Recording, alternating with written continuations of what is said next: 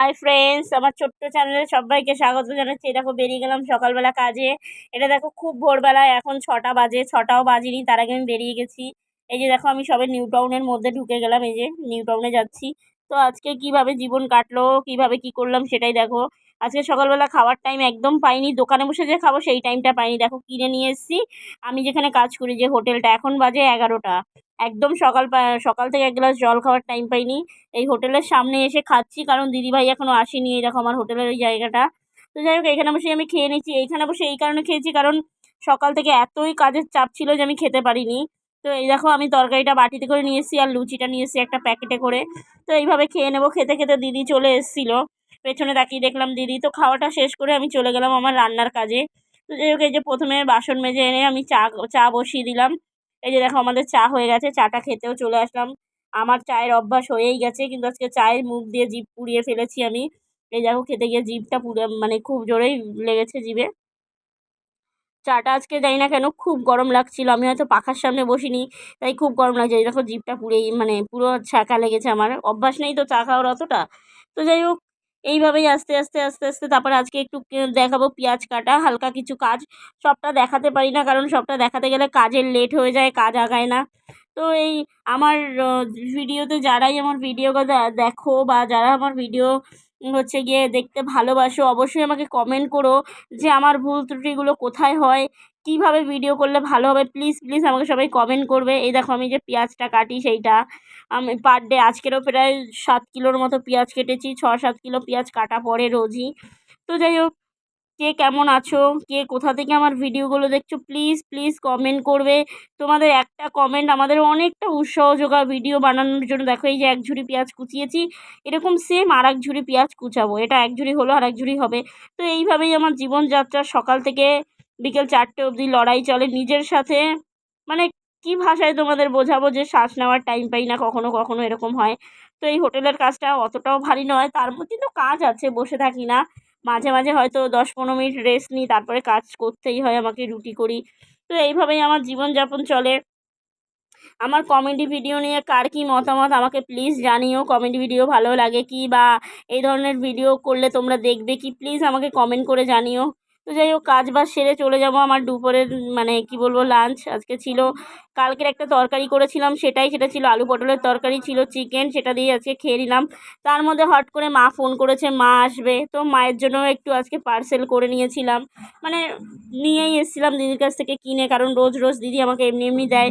তো আজকে জোর করে দিদি টাকা নেবে না, জোর করে আমি টাকা দিয়ে এসেছি। তো এই দেখো মায়ের জন্য আজকে পার্সেল নিয়ে এসেছিলাম কিনে। তো এইভাবেই চলে জীবনযাত্রা। আজকে একটু ঘুরতে বেরোবো, জানতাম না বেরোবো, হট করে বিকেলবেলা প্রোগ্রাম হলো যে ঘুরতে যাব। যাই হোক, বিকেলে এসে তারপর রেডি হয়ে এই যে 7টা নাগাদ বেরিয়ে গেলাম আমি আর সুজাতা। এটা হচ্ছে নিউ টাউনে। তো আজকে ভিডিওটা কেউ স্কিপ করো না, দেখতে থাকো আজকে কোথায় গেছিলাম আর আমাকে কেমন লাগছে আজকে, প্লিজ কমেন্ট করো সবাই।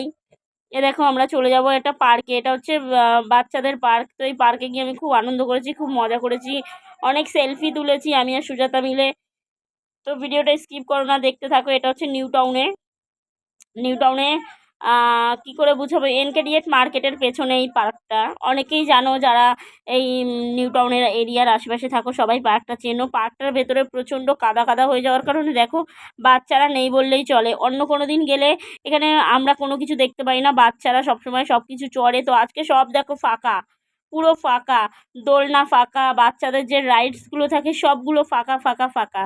তো যাই হোক, তাই আমি একটু ভিডিও করে নিলাম, আমি আর সুজাতা মিলে খুব আনন্দ করলাম। এই দেখো এটা হচ্ছে জিরাফ। তো এইগুলো কখনো ফাঁকা থাকে না, আজকে খুবই ফাঁকা, কারণ বৃষ্টির ওয়েদার, সবাই জানো যখন তখন বৃষ্টি হয়, তাই বাচ্চারা খুব একটা বের হয় না, বা মায়েরা বাচ্চাদেরকে বের করে না। তো এইভাবেই আমরা এই দেখো একটা এলিফ্যান্ট আছে, এটাও দেখতে খুব ভালো লাগে। তো এই যে আমরা তারপরে দেখো দুজনে মিলে একটু বদমাইশি করছিলাম, এদিক ওদিক দৌড়াচ্ছিলাম, পার্কের মধ্যে গিয়ে এদিক ওদিক ঘোরাঘুরি করছিলাম, অনেকক্ষণ পার্কেই কাটিয়েছি। তারপরে এই যে ফাইনালি আমরা দেখো এইখানটায়, এই যে এটা হচ্ছে কী আছে, এটা হরিণ। অনেক দূর থেকে জুম করে দেখছিলাম, কারণ ভেতরে যেতে পারছিলাম না, ভেতরে পুরো কাদা। একবার তো কাদার মধ্যে আমার পা ঢুকে গেছে, কোনো রকমে আমি সেটা পরিষ্কার করে আবার আবার নতুন করে সেটা মানে কীভাবে মুছলাম, জল ছিল একটু পাশে, সেই জলে ধুয়ে নিলাম। তো এইভাবে আমাদের পার্কটা শেষ হয়ে গেল। শেষ হতে হতে আমরা এই যে আবার বেরিয়ে গেলাম আমি আর সুজাতা। এটা হচ্ছে পুরো নিউ টাউন বাস স্ট্যান্ডের কাছে। তো আজকে গেছিলাম নিউ টাউন বাস স্ট্যান্ডে। তো যাই হোক, এইভাবেই আমাদের জীবন লড়াই, জীবন যুদ্ধ চলে, একে অপরের উপর ভরসা করে নির্ভর করে দুজন এইভাবেই চলে। আমাদের আর এক বান্ধবী, সে খুব কাজে ব্যস্ত, খুব ব্যস্ততার মধ্যেই তার জীবন কাটছে এখন। তো তাই ফাইনালি আমরা এই দুজনেই এখন খুব একটা মানে বের হওয়া হলেই দুজনই বের হওয়া হয়, সে খুব একটা বের হয় না। তো আজকে এক জায়গায় চা খেতে গেছিলাম, একটু চায়ের নেশা হয়েছে। তো যাই হোক, চাটা আমার খুব একটা ভালো লাগলো না, খেতেই পারিনি, ফেলেই দিয়ে এসেছি। তো যাই হোক, যে যার হয়তো অন্য কারোর ভালো লেগেছে, বাট আমার চাটা আজকে একদম পছন্দ হয়নি, ভালো লাগেনি। তো যাই হোক, চাটা খাওয়ার পরে দেখো এখানেও চাটা মানে হয়তো খুব খুব শখ করে নিয়েছিলাম বা খুব ভালোবেসে নিয়েছিলাম, চায়ের গন্ধটা আমার কাছে খুব ভালো লেগেছিলো, আমি চায়ের গন্ধ নিয়েছিলাম, আমার কাছে গন্ধটা খুব ভালো লেগেছে, কিন্তু বাট চায়ের টেস্টটা আমার কাছে ঠিক ভালো লাগলো না।